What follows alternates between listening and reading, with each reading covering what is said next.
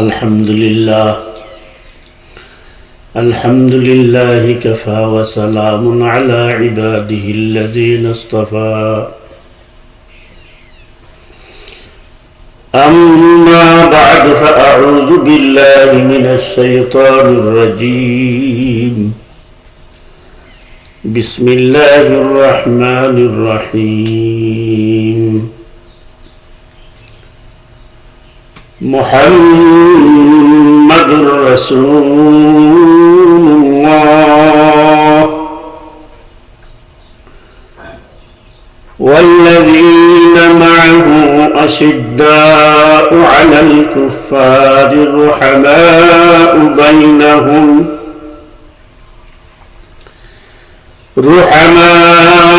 بينهم تراهم ركعا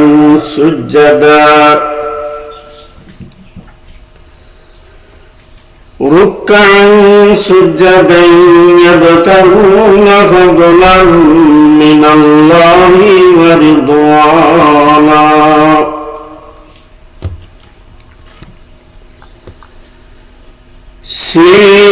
سيماهم في وجوههم من أثر السجود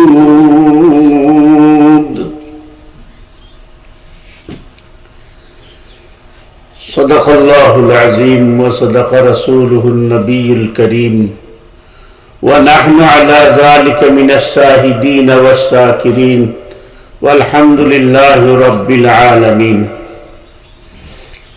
সম্মানিত দর্শক শ্রোতা মণ্ডলী, আসসালামু আলাইকুম ওয়া রাহমাতুল্লাহি ওয়া বারাকাতুহু।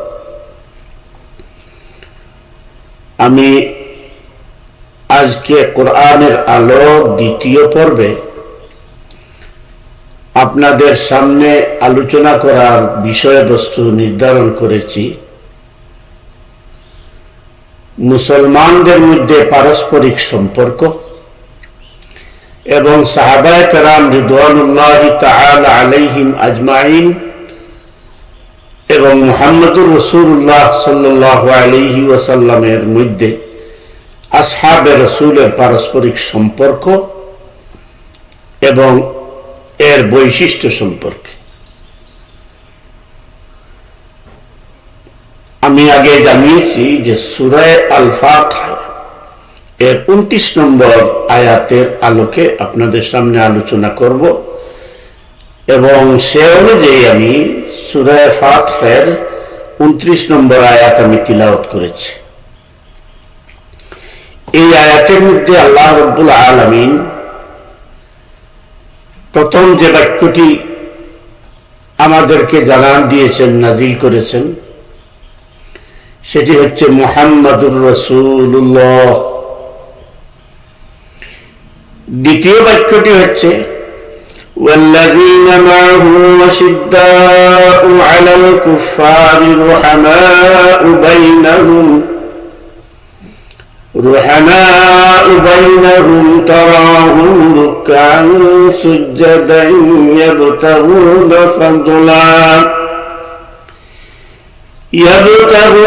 فضلا من الله ورضوانا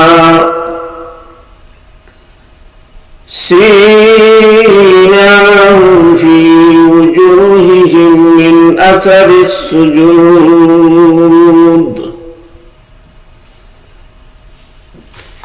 সম্মানিত দর্শক মণ্ডলী, এখানে আল্লাহ রাব্বুল আলামিন প্রথমেই বলছেন মুহাম্মাদুর রাসূলুল্লাহ। আল্লাহ তাবারক ওয়া তাআলা মুহাম্মদ সাল্লাল্লাহু আলাইহি ওয়াসাল্লামের পরিচয় দিচ্ছেন রাসূলুল্লাহ বলে। মুহাম্মদ সাল্লাল্লাহু আলাইহি ওয়াসাল্লাম আল্লাহর রাসূল, এটাই হচ্ছে তার সবচেয়ে বড় পরিচয়। মুহাম্মদ আল্লাহর রাসূল।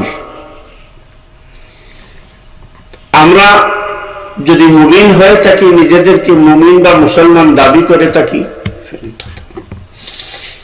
তাহলে আমাদের জন্য প্রথম ঈমানের শর্ত হচ্ছে আল্লাহর পরে মুহাম্মদ সাল্লাল্লাহু আলাইহি ওয়াসাল্লামকে রাসূল মানতে হবে, রাসূল বিশ্বাস করতে হবে, রাসূল স্বীকার করতে হবে। এজন্য আল্লাহ রাব্বুল আলামিন এই আয়াতের মধ্যে সুস্পষ্ট জানিয়ে দিয়েছেন মুহাম্মদের বড় পরিচয়, তিনি আল্লাহর রাসূল। এই কথার থেকে অনেকগুলো বিষয় আমাদের সামনে আসে।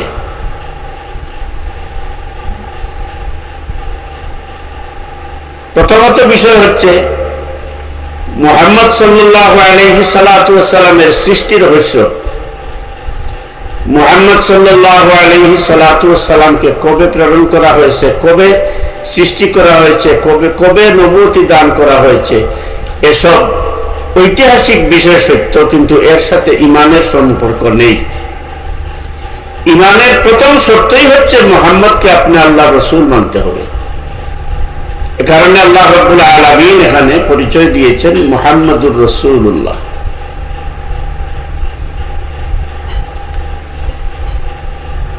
আল্লাহ রাব্বুল আলামিনের উপরে বিশ্বাস রাখতে হলে, ঈমানদার দাবি করতে হলে বা মুমিন হতে হলে প্রথম শর্ত হচ্ছে আল্লাহর ওয়াহদানিয়ত। আল্লাহর ওয়াহদানিয়ত কি?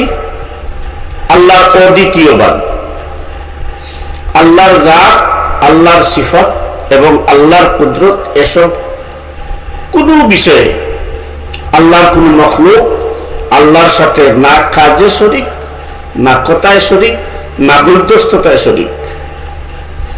এই কথাটা আমাদেরকে ভালোভাবে বুঝতে হবে। কেউ যদি কোনো দেব দেবী, দেব দেবতাকে বা চন্দ্র সূর্যকে আল্লাহর বৃহৎ মখলুক বা আল্লাহর বড় কুদরত হিসাবে এইগুলোকে সেজদা করে, এইগুলোকে আল্লাহর অংশীদার বানিয়ে নেয়, এই কারণে যে এরা আল্লাহর বড় মখলুক, এদের পূজা অর্চনা করলে, এদের ইবাদত বন্দেগী করলে আল্লাহ সন্তুষ্ট হবেন, তাহলে সেটা হবে আল্লাহর সাথে শিরক। আল্লাহর শিরক জাতের সাথে হয়, সিফতের সাথে হয়। যেমন যে কাজগুলো আল্লাহ ছাড়া অন্য কারো জন্য করা সম্ভব নয়, সেই কাজে যদি কোনো মখলুকাতকে আপনি শরীক করেন, তাহলে সেটা হবে আল্লাহর জাতের সাথে শিরক।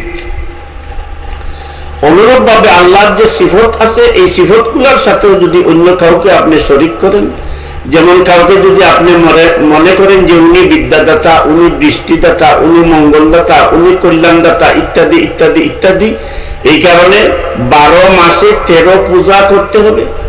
অথবা এটাও যদি মনে করেন যে আল্লাহ রাব্বুল আলামিনকে পেতে হলে কোনো পীরের পিছন ধরতে হবে, কোনো পীরের হাত ধরতে হবে, অবশ্যই পীরের হাত না ধরলে আল্লাহকে পাওয়া যাবে না, পীরের হাত না ধরলে আল্লাহর কাছে সুপারিশ পাওয়া যাবে না, তাহলে সেটাও হলো শিরক। আমি এ সম্পর্কে আর আলোচনা করতে চাই না। আমার উদ্দেশ্য এবং আলোচ্য বিষয় মুহাম্মাদুর রাসূলুল্লাহ। আল্লাহর সাথে যেভাবে শিরক হয়, মুহাম্মাদুর রাসূলুল্লাহ সাল্লাল্লাহু আলাইহি সাল্লাতু ওয়াস সালামের সাথেও শিরক হয়। অর্থাৎ আল্লাহর সাথে যেভাবে শিরক হয়, রাসূলের রিসালাতের সাথেও শিরক হয়। এই বিষয়টি আমার আলোচ্য বিষয়। যেমন কেউ যদি মুহাম্মাদুর রাসূলুল্লাহ সাল্লাল্লাহু আলাইহি সাল্লাতু ওয়াস সালামের সমকক্ষ কাউকে দাবি করে, সেটা রিসালাতের সাথে শিরক হবে। কেউ যদি মনে করে মুহাম্মাদুর রাসূলুল্লাহ সাল্লাল্লাহু আলাইহি সাল্লাতু ওয়াস সালামের নায়েব সে, তাহলে সেটাও রিসালাতের সাথে শিরক হবে। অত্যন্ত দুঃখজনক ভাবে এবং দুঃখজনক হলেও সত্য যে বিষয়টি, সেটি আমাদেরকে আজকে বলতে হবে। না বললে আল্লাহর আদালতে আমাদেরকে আটকা পড়তে হবে। আমাদের কিছু উলামায়ে কেরাম এবং সাধারণ কিছু মানুষ এখন নিজেদেরকে, উলামায়ে কেরামদেরকে নায়েবে নবী দাবি করেন, নায়েবে রাসূল দাবি করেন। এটা রিসালাতের সাথে শিরক। জানি না এ সমস্ত বিজ্ঞ উলামায়ে কেরাম জেনে এটা করেন নাকি না জেনে এটা করেন। আমি একটা এক্সাম্পল দেই। হযরতে মূসা আলাইহিস সালাতু ওয়াস সালাম যখন তুর পাহাড়ে যাবেন, তখন আল্লাহ রাব্বুল আলামিনের কাছে চাইলেন যে আমার নবুয়তির জিম্মাদারি আমার ভাইয়ের কাছে দিয়া দেই, যাতে উম্মতকে হেদায়েতের পথে দাওয়াত দিতে পারেন, ইসলামের উপরে, হকের উপরে অবিচল রাখতে পারেন। আল্লাহ রাব্বুল আলামিন বললেন, নবুয়তির কোনো নায়েব হয় না, আমি তোমার ভাই হারুনকে নবী বানিয়ে দিলাম। সুবহানাল্লাহ। এখন আমরা যে বলি আমরা নায়েবে নবী, এটা একটা ভুল প্রচলন, এটা রিসালাতের সাথে শিরক। মুহাম্মদুর রাসূলুল্লাহ সাল্লাল্লাহু আলাইহি ওয়াসাল্লাম হাদিস শরীফে বলেছেন, ইন্নাল উলামা ওয়ারাসাতুল আম্বিয়া, উলামায়ে কেরাম হচ্ছেন আমার ওয়ারিস। কিসের ওয়ারিস? ইলমে ওয়াহির ওয়ারিস, উত্তরাধিকার। উত্তরাধিকার যারা, তারা নাইব হয় না। যেমন বাবা মারা গেলে যদি ছেলে দাবি করে যে আমি আমার বাবার নাইব, তাহলে সেটা জঘন্য দৃষ্টতা হবে, বেয়াদবি হবে, সে বাবার উত্তরাধিকার। অনুরূপভাবে আল্লাহ রাসূল সাল্লাল্লাহু আলাইহি ওয়াসাল্লাম বলে গেছেন, উলামায়ে কেরাম হচ্ছেন আমার ইলমে ওয়াহির ওয়ারিস। ইন্নামা ওয়ারাসুল ইলমে, ইলমুল ওয়ারিস। এখন আমরা যদি দাবি করি আমরা আলিম যারা, আমরা নায়েবে নবী, সেটা নবুয়তের সাথে, রিসালতের সাথে শিরক হবে। এই জন্য এই সমস্ত শব্দ প্রয়োগ করে নিজের ফজিলত, নিজের মর্যাদা বৃদ্ধি করার দৃষ্টতা দেখানো থেকে আমাদেরকে নিবৃত্ত হওয়া, বিরত থাকা উচিত। উলামায়ে কেরাম নবীর ওয়ারিস, ইলমে ওয়াহির ওয়ারিস, এটা সত্য। কিন্তু নবীর নবুয়তের, কোন রাসূলের রিসালতের কোন নাইব হয় না। তো আল্লাহ রাব্বুল আলামিন বলছেন, মুহাম্মদের সবচেয়ে বড় পরিচয় হচ্ছে তিনি রাসূলুল্লাহ, আল্লাহর রাসূল। তারপরে আল্লাহ রাব্বুল আলামিন বলতেছেন, ওয়াল্লাযীনা মা'আহু আশিদ্দাউ আলাল কুফফার, নবী সাল্লাল্লাহু আলাইহি সাল্লাতু সাল্লামের সঙ্গী সাথী যারা, তাদের বৈশিষ্ট্য বলা হচ্ছে কি? রুহামাউ বাইনাহুম আশিদ্দাউ আলাল কুফফার ওয়াল্লাযীনা মা'আহু আশিদ্দাউ আলাল কুফফার। এখানে রাসূলুল্লাহ সাল্লাল্লাহু আলাইহি সাল্লাতু সাল্লামের সাথী বলতে, সঙ্গী সাথী বলতে দুই অর্থ বোঝানো হয়েছে।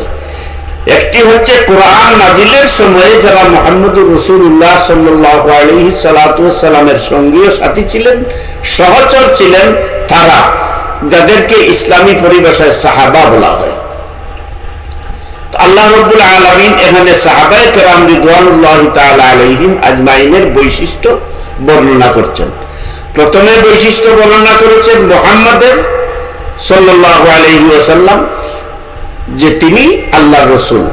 তারপরে মুহাম্মদুর রাসূলুল্লাহ সাল্লাল্লাহু আলাইহি সাল্লাতু সাল্লামের সময়ে যারা মুহাম্মদ সাল্লাল্লাহু আলাইহি ওয়াসাল্লামের সঙ্গী ও সাথী সহচর ছিলেন, যাদেরকে আমরা সাহাবা বলি রিদওয়ানুল্লাহি তাআলা আলাইহিম আজমাইন, তাদের বৈশিষ্ট্য বর্ণনা করা হচ্ছে। তাদের বৈশিষ্ট্য কি? আশিদ্দাউ আলাল কুফফার, তাদের মতি গতি, জ্ঞান ধারণা, নীতি নৈতিকতা, আদর্শ কি? আশিদ্দাউ আলাল কুফফার। এখানে কুফফার বলতে কিয়ামত পর্যন্ত আগত আল্লাহ অবাধ্য যারা, তাদেরকে বোঝানো হয়েছে। অনুরূপভাবে মুহাম্মদুর রাসূলুল্লাহ সাল্লাল্লাহু আলাইহি সাল্লাতু সাল্লামের সঙ্গী সাথী বলতে, সহচর বলতে, প্রথমত আল্লাহ রাসূল যখন ছিলেন তখন তার সাথী সহচর যারা ছিলেন সাহাবায়ে কেরাম রিদওয়ানুল্লাহি তাআলা আলাইহিম আজমাইন, তাদেরকে বোঝানো হয়েছে। কিন্তু কোরআনের ব্যাপকতায়, কোরআন নাজিলের উদ্দেশ্যের ব্যাপকতায় কিয়ামত পর্যন্ত আগত যত উম্মত, যত মানুষ মুমিন হবে, ঈমানদার হবে, তাদেরকেও বোঝানো হয়েছে, অর্থাৎ উম্মতে মুহাম্মাদীকেও বোঝানো হয়েছে। তখন এই আয়াতের অর্থ হবে কি? যে মুহাম্মদ সাল্লাল্লাহু আলাইহি সাল্লাম আল্লাহর রাসূল এবং তার অনুসারী ও অনুগামী যারা, তাদের প্রধান একটি বৈশিষ্ট্য হবে কি? হচ্ছে কি? আশিদ্দাউ আলাল কুফফার, তারা কুফরি মতবাদে বিশ্বাসী, যারা নীতি নৈতিকতার দিক থেকে অবাধ্য, কাফির, এবং কিয়ামত পর্যন্ত আগত যারা নীতি নৈতিকতার মতাদর্শের দিক থেকে কুফরি মতবাদে বিশ্বাসী, তাদের ব্যাপারে আশিদ্দা, সিদ্ধাত শব্দ ব্যবহার করা হয়েছে, আশিদ্দা। এর অর্থ কি? মুহাম্মদ সাল্লাল্লাহু আলাইহি সাল্লামের সাহাবায়ে কেরাম যারা ছিলেন তারা, এবং কিয়ামত পর্যন্ত আগত মুহাম্মদের উম্মত যারা, তাদের নীতি নৈতিকতার মৌলিক আদর্শ হচ্ছে এটা। তাদেরকে আগুনে জ্বালিয়ে দেয়া হোক, পানিতে চুবিয়ে মারা হোক, ফাঁসির কাস্টে ঝুলিয়ে মারা হোক, ব্লাস্ট ফায়ারে মারা হোক, ক্রস ফায়ারে মারা হোক, জেলখানায় বন্দি রাখতে রাখতে যুগের পর যুগ, যুগের পর যুগ তাদেরকে বন্দি রাখা হোক, তাদের সামনে সোনার পাহাড় দেয়া হোক, তাদের সামনে সুন্দরী নারী দেয়া হোক, তাদেরকে দুনিয়ার সবচেয়ে আকর্ষণীয়, আকৃষ্ট, মোহনীয় লোক তাদেরকে দেখানো হোক না কেন, তারা নীতি নৈতিকতার দিক থেকে আশিদ্দাউ আলাল কুফফার, তাদেরকে টলানো যাবে না, তাদেরকে দমানো যাবে না, তাদেরকে বাগে আনা যাবে না। এটা হচ্ছে সাহাবায়ে কেরাম রিদওয়ানুল্লাহি তাআলা আলাইহিম আজমাইনের বৈশিষ্ট্য। এটা হচ্ছে নবীওয়ালা মুসলমানের বৈশিষ্ট্য। আল্লাহ রসুলের প্রকৃত উত্তরাধিকার যারা, প্রকৃত উম্মত যারা, তাদের বৈশিষ্ট্য হচ্ছে এটা। যত ধরনের জুলুম নির্যাতন আর যত ধরনের মোহনীয় অফার দেওয়া হোক না কেন, তারা নীতি নৈতিকতার দিক থেকে কখনো কুফরি মতবাদে বিশ্বাসী, কখনো কাফিরদের সাথে আপোষটা মিটাই যাবে না। এটা হচ্ছে নবীওয়ালা মুসলমানের, প্রকৃত নবীর উম্মতের আদর্শ। বাস্তবতায় কি দেখা যাচ্ছে? আমরা সাহাবায়ে কেরাম সত্যের মাপকাঠি কিনা? সাহাবায়ে কেরামের মর্যাদা কতটুকু? লিখতে লিখতে, বলতে বলতে, মানুষকে বিব্রত বিভ্রান্ত করতে করতে, গড়ে গড়ে, সমাজে সমাজে ফিতনা ফসাদ সৃষ্টি করে, কিন্তু সাহাবায়ে কেরামের আদর্শ অনুসরণের ক্ষেত্রে, নবী মুহাম্মদুর রাসূলুল্লাহ সাল্লাল্লাহু আলাইহি সাল্লাতু ওয়াসসালামের আদর্শ অনুসরণের ক্ষেত্রে, নীতি নৈতিকতা অনুসরণের ক্ষেত্রে তাদের এক দুলা পরিমাণ, দুলা কণা পরিমাণও আমরা সেটা অনুসরণ করি না। আমাদেরকে যদি সামান্য একটি গাড়ির মুহ দেখানো হয়, সামান্য একটু বিটে মাটির মুহ যদি দেখানো হয়, যদি সামান্য একটু বিল্ডিং বানিয়ে দেওয়ার মুহ দেখানো হয়, আমাদেরকে যদি সামান্য একটু সংসদীয় আসনের মুহ দেখানো হয়, তাহলে আমরা বলে ফেলি ঠিক আছে, সেকুলারিজম এটা তো কুফরি মতবাদ না, এটা একটা মনের ধারণা। আমরা বলে ফেলি তারা তো কি নয়, মতবাদ প্রচার করছে না, অথচ জাতীয়তাবাদ একটি কুফরি মতবাদ, সেকুলারিজম একটি কুফরি মতবাদ। আমরা তখন বলি তারা তো কি করছে না, মতাদর্শ প্রচার করছে না। এই যে মোহ, এই যে লোভ, এই যে ভ্রষ্টতা, এটা সাহাবায়েওয়ালা জিন্দেগি নয়, এটা নবীওয়ালা জিন্দেগির আদর্শ নয়, এটা সাহাবায়ে কেরামের আজমত রক্ষার জিন্দেগি নয়। এটা হচ্ছে দুনিয়াবী আল্লাহর পথ থেকে মানুষকে বিব্রত বিভ্রান্ত করার একটা পথ। তো সাহাবায়ে কেরাম রিদওয়ানুল্লাহি তাআলা আলাইহিম আজমাইন তথা উম্মতে মুহাম্মদের নবীওয়ালা মুসলমানের, আল্লাহওয়ালা মুমিনের সবচেয়ে বড় বৈশিষ্ট্য হলো কি? আশিদ্দাউ আলাল কুফফার। তাদেরকে কোনো মোহ, তাদেরকে কোনো লোভ, তাদেরকে কোনো জুলুম, তাদেরকে কোনো নির্যাতন, তাদেরকে কোনো কষ্ট, তাদেরকে অভাব অনাটন, কোনো কিছুই কাফিরের সামনে, কুফরি মতবাদের সামনে তাদেরকে নত হতে দেবে না, তারা নত হবে না। দ্বিতীয় বৈশিষ্ট্য কি বলা হয়েছে? রুহামাউ বাইনাহুম। নবী মুহাম্মদুর রাসূলুল্লাহ সাল্লাল্লাহু আলাইহি সাল্লাতু ওয়াসসালামের সাহাবায়ে কেরাম যারা তখন ছিলেন নবীর সহচর, সহযোদ্ধা, সহকারী উম্মত হিসাবে, এবং কিয়ামত পর্যন্ত আগত যারা নবীর অনুসারী হবে তারাও নবীর সহচর। তাদের দ্বিতীয় বৈশিষ্ট্য কি? রুহামাউ বাইনাহুম। তারা পরস্পরের মধ্যে আত্মিক সম্পর্কে সম্পর্কিত হবে। একজন মুসলমানের গাম জ্বরলে আরেকজন মুসলমানের গাম জ্বরবে, একজন মুসলমানের রক্ত জ্বরলে আরেকজন মুসলমানের রক্ত জ্বরবে, একজন মুসলমানের বেদনায় ধরলে সমস্ত মুসলমানের বেদনায় ধরবে। যেভাবে শরীরের একটি অঙ্গের মধ্যে যদি ব্যথা দেখা দেয়, গোটা শরীর অস্থির হয়ে যায়। একটা শরীরের একটি অংশে যদি কোনো আঘাত লাগে, তাহলে পা থেকে মাথা পর্যন্ত সেটা কি হয়? খবর হয়ে যায়, আঘাতপ্রাপ্ত হয়ে যায়। ঠিক মুসলমানরা এভাবেই হবে, রুহামাউ বাইনাহুম। একজনের আত্মার সাথে আরেকজনের আত্মা মিলিত থাকবে। এটা হলো নবীওয়ালা আদর্শ, এটা হলো রসুলওয়ালা আদর্শ, এটা হলো সাহাবাওয়ালা আদর্শ, এটাই হলো সাহাবায়ে কেরামের আজমত রক্ষার ইসলাম। মুখে শুধু যদি বলি আজমতে সাহাবা, আদালতে সাহাবা, মেয়ারে সাহাবা, এটা শুধু ভ্রষ্টতা, ভ্রান্ত, মুসলমানদের মধ্যে মুনাফিক ঢুকে, মুসলমানদের মধ্যে কুফরি মতবাদে বিশ্বাসী ঢুকে মুসলমানদেরকে বিভ্রান্ত করা ছাড়া আর কিছু নয়। সাহাবাওয়ালা জিন্দেগির বৈশিষ্ট্য হলো কি? আশিদ্দাউ আলাল কুফার রুহামাউ বাইনাহুম। যেমন একজন মানুষের মৌলিক, প্রত্যেকটি মানুষের মৌলিক 5টি অধিকার আছে, যেটা আল্লাহ রাব্বুল আলামিন তাদেরকে দিয়ে দিয়েছেন। এটা স্বীকৃত অধিকার, এটা কেউ লঙ্ঘন করতে পারে না। এটা কেউ যদি লঙ্ঘন করে সেটা হবে মানবাধিকার। যেমন অন্ন, বস্ত্র, বাসস্থান, চিকিৎসা এবং শিক্ষা। এই 5টা মৌলিক অধিকার প্রত্যেক মানুষের আছে। এখন একজন মুসলমানের জন্য উচিত এবং তার জন্য কর্তব্য হলো রুহামাউ বাইনাহুম। এই 5টি অধিকারের কোনো একটি অধিকারে যদি তার আঘাত সৃষ্টি হয়, ব্যাঘাত সৃষ্টি হয়, তা আরেকজন মুসলমান তার বেদনায় দৌড়ে আসবে। একজন মানুষ যদি অনাহারী মুসলমান অনাহারী থাকে, যার ঘরে খাদ্য আছে সে তার জন্য খাদ্য নিয়ে যাবে। একজন মুসলমান যদি আঘাত অসুস্থ হয়, তাহলে আরেকজন প্রতিবেশী মুসলমানের কর্তব্য হলো তার জন্য চিকিৎসার ব্যবস্থা করবে। একজন মুসলমান যদি কি করে, একজন মুসলমান যদি দুর্দশাগ্রস্ত হয়ে পড়ে, তাহলে তার পাশে দাঁড়ানো আরেকজন মুসলমানের জন্য ফরজ হয়ে দাঁড়ায়। এটাই হচ্ছে রুহামাউ বাইনাহুমের অর্থ। পক্ষান্তরে আমরা দেখছি কি, একদল মুসলমান লক্ষ লক্ষ কোটি কোটি টাকার মালিক, আর আরেকদল মুসলমান তার পাশে তার প্রতিবেশী, সে অনাহারে আছে, সে অর্ধাহারে আছে, সে ভালো বস্ত্র পড়তে পারে না, তার ছেলে মেয়েদেরকে শিক্ষা দীক্ষা লেখাপড়া করানো করতে পারে না, সে নিজে ভালোভাবে একটু চলাফেরা করতে পারে না। আমাদের সেদিকে কোনো খেয়াল নেই। একজন মানুষ মাসের পর মাস রোগাক্রান্ত হয়ে বাড়িতে বিছানায় শায়িত, হাসপাতালে শায়িত, লক্ষ লক্ষ কোটি কোটি টাকার মালিক আমরা, কিন্তু একটিবার তার খবর নিয়ে জানার চেষ্টা করি না তার চিকিৎসা ব্যবস্থা হচ্ছে কিনা, তার ছেলেমেয়েরা লেখাপড়া করতে পারতেছে কিনা, তার পরিবারে তার সংসারে খাদ্যাভাব আছে কিনা, এই খবর নেওয়ার আমাদের কোনো প্রয়োজন মনে করি না।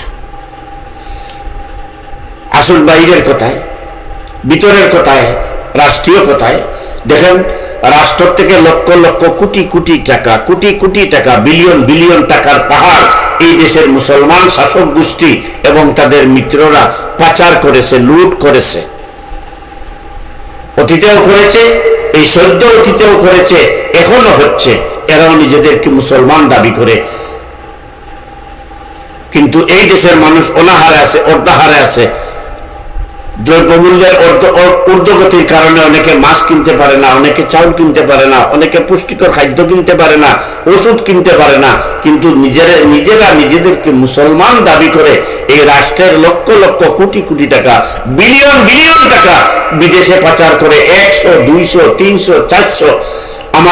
আমাদের কাছে এমনও তথ্য আছে 660টি বাড়ি London, America, Canada, Switzerland, Bharat, Nepal সহ 660টি বাড়ির মালিক বিগত সরকারের একজন মন্ত্রী। 660টি বাড়ির মালিক অনুভব করতে পারতেছেন, তিনিও তো নিজেকে মুসলমান দাবি করেন। তো আল্লাহ রাব্বুল আলামিন এখানে বলছেন রুহামাউ বাইনাহুম, পরস্পরের মধ্যে আত্মিক সম্পর্ক থাকবে, সহমর্মিতা থাকবে, দয়াদ্রতা থাকবে। আজ দেখেন মাসের পর মাস নয়, বছরের পর বছর হয়ে গেছে, ফিলিস্তিনের মুসলমানরা অনাহারে আছে, অর্ধাহারে আছে। রমজানুল মুবারকে ইফতার করার মতো একটু পানিও তাদের জুটতেছে না, খাদ্য সামগ্রী নিয়ে যাওয়ার মতো ব্যবস্থা নেই। বিশ্ব সন্ত্রাসী আল্লাহ এবং আল্লাহ রসুলের, বিশ্ব মুসলমানের শত্রু ইহুদিদের সর্দার নেতানিয়াহু বাহিনী তাদেরকে কচু কাটা দিচ্ছে। আর পার্শ্ববর্তী মুসলিম দেশগুলো, রাজা বাদশারা, যুবরাজরা কি করতেছেন, একটি বিয়ের অনুষ্ঠানে 100টি উট জবাই করে 200 কিলো খাচ্ছেন, আর 2000 কিলো রাস্তায় ফেলে দিচ্ছেন, ডাস্টবিনে ফেলে দিচ্ছেন। তাদেরকে শয়তান আশ্রয় করেছে, শয়তান তাদের মাথায় বসে নাচতেছে। অথচ ফিলিস্তিনের এই অবস্থা। এই শক্তিশালী আরব রাষ্ট্রগুলো এখন পর্যন্ত একটি সন্ত্রাসী রাষ্ট্রকে হুমকি দেওয়ার মতো, হুঙ্কার দেওয়ার মতো শক্তি প্রয়োগ করে তাকে দবানোর মতো কেউ নেই। এখন সে ঘোষণা দিয়েছে কি ইসরায়েলের ফিলিস্তিনের অস্তিত্ব ইতিহাস মানচিত্রে রাখবে না, মিটিয়ে দিবে এবং সেখানে বসত বাড়ি নির্মাণ করার চেষ্টা শুরু করে দিয়েছে।